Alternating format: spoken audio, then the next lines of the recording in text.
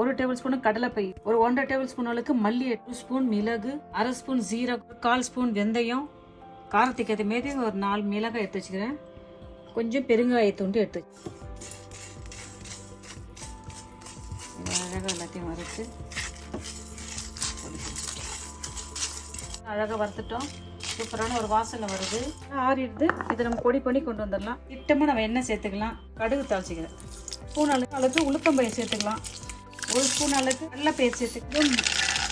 உளுத்தம்பயிறு, கடலைப்பயிறு, வேர்க்கடலை சேர்த்துக்கிறோம். இது கூட கொஞ்சம் கருவேப்பிலை போட்ட மாரி பச்சை மிளகாய் வச்சு சேர்த்துக்கலாம்.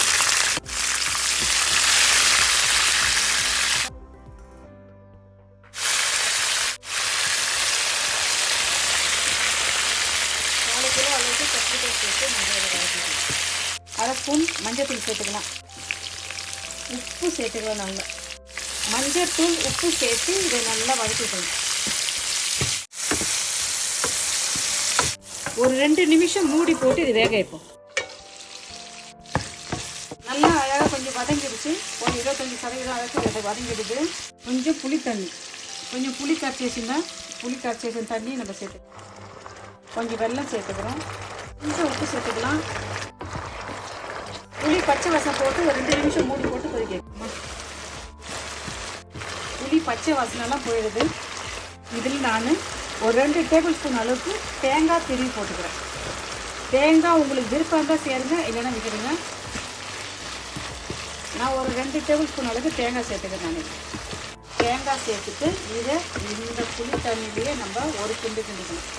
நம்ம வறுத்து பொடி பண்ணல, அந்த பொடியில் நான் நல்லா 2 டேபிள் ஸ்பூன் அளவுக்கு சேர்த்துக்கிறேன். இல்லை 2 டேபிள் ஸ்பூன் சேர்த்துக்கிறேன்.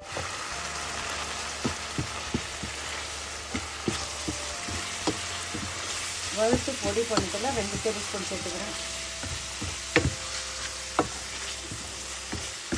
உப்பு காரம் உங்கள் விருப்பப்படி சேர்த்துங்க. நம்ம எதுவுமே தவிர போட்டுக்கலாம். கொத்தமல்லி போட்டு கிண்டியாச்சு. பாருங்கள், எல்லாம் நம்ம போட்ட எல்லா மசாலா கத்திரிக்கோட சுருண்டு அழகாக வருது. ஒரு 2 கப்பு சாதத்தை நம்ம சேர்த்துக்கலாம். வடித்த சாதத்தை நம்ம சேர்த்துக்கலாம்.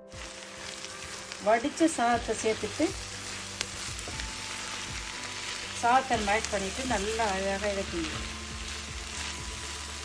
பாருங்கள், எண்ணெய் வாசனை சூப்பரான ஒரு வாசனை. நம்ம போட்ட மசாலெலாம் சேர்ந்து எண்ணெய் சூப்பராக ஒரு வாசனை வருது. வாங்க நம்ம சாப்பிட்டு பார்க்கலாமா? வாங்க நம்ம சாப்பிட்டு பார்க்கலாம்.